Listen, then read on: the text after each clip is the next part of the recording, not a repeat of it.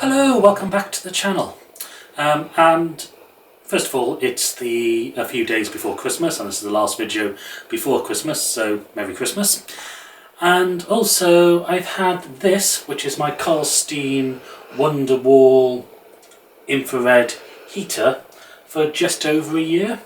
And look at the views from my previous videos on this, from my unboxing and also my review of it after having it for a month or so, have done quite well for views. I thought that after owning it for a year, I'd give you an update to see how it's been going, if it's still operational, have there been any updates with it, and also answer some of the questions I've had in the comments about the longevity of this device and the quality of it.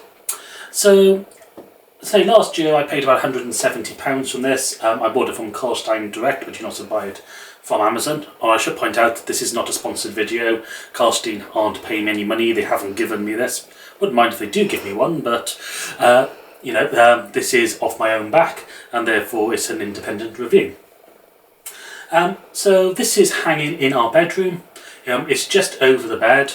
We do have a gas central heating system which normally provides most of the heat. So what we've actually been using this for is during that time in sort of March, April time, and also October, November time, when we haven't had the heating on, but it's just been a bit cold in the evenings and we just need to warm up the bedroom before bed.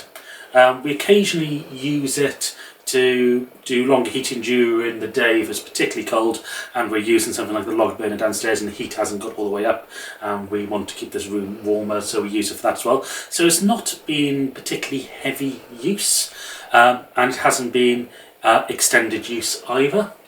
But as far as I'm concerned, we haven't had any issues with it. So some of the comments I've had is people talking about the front of it becoming almost saggy, so where the picture is, it distorting. So you probably won't be able to pick this up on camera. If I press it, there is a certain softness. It feels like you can press the picture back against the board behind. I have no idea what the construction of this is. It seems to be riveted, so I'm not going to take it apart to find out how it works. I don't think I'll be able to put it back together. But I suspect that this sheet on the front with the picture on it is just literally that, a sheet, and all the actual infrared gubbins are behind. So as it heats up, this sheet is going to get hot, and it does get very hot. We run it at about 19 or 20 degrees, and to touch it is more than what you would get a burn off it if you left your fingers in, contacted it with it for a long time. So this is going to go through thermal expansion, and I think that's why we do have that slight bowing in it, but it certainly hasn't rippled. And looking at it, there are very small holes throughout it, so perforations, and I think this is to try and cope with that thermal expansion. So as far as that goes, it still looks absolutely fine. Other comments I had are from people who have mounted it to ceilings, so they haven't had the picture ones, they've had the plain white ones, and they've talked about the thermostat clicking off not very long after it started working. We haven't had this problem. I'll say the heat radiates out into the room and heats the area we want. But what I suspect is happening, if somebody's got it up on the ceiling, the temperature is normally a bit warmer up there anyway, and that infrared heat coming down is actually heating the air as well, which is then going back up, and the thermostat is just behind. So I suspect the thermostat is not getting the true reading of the room, which is why I think those are clicking off, and maybe mounting them on the ceiling isn't the best place to put it unless you have some sort of external thermostat having this. In other terms of operation, we did change routers halfway through the year. We are now on fibre, so we had a new router. So you'll see from my previous video, we also have a Google Mesh, which is the 5G equivalent of the network. This doesn't work with a 5G network, so we were using our old PlusNet 2.4 gigahertz router.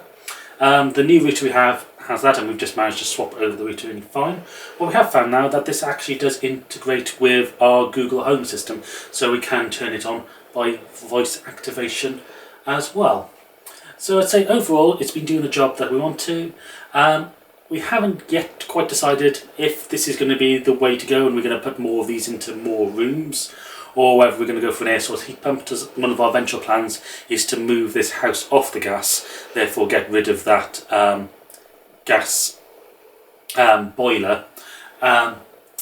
So this was one of the reasons why I bought this, is to try to see if it works.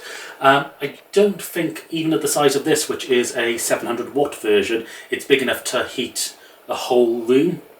So you need to go bigger again. So that's still something for us to keep in mind for next year. Anyway, if you've liked this, please hit the subscribe button. As I say, have a good and safe Christmas, and I'll see you in another video, hopefully just before the new year, when I do my review of 2023 solar production.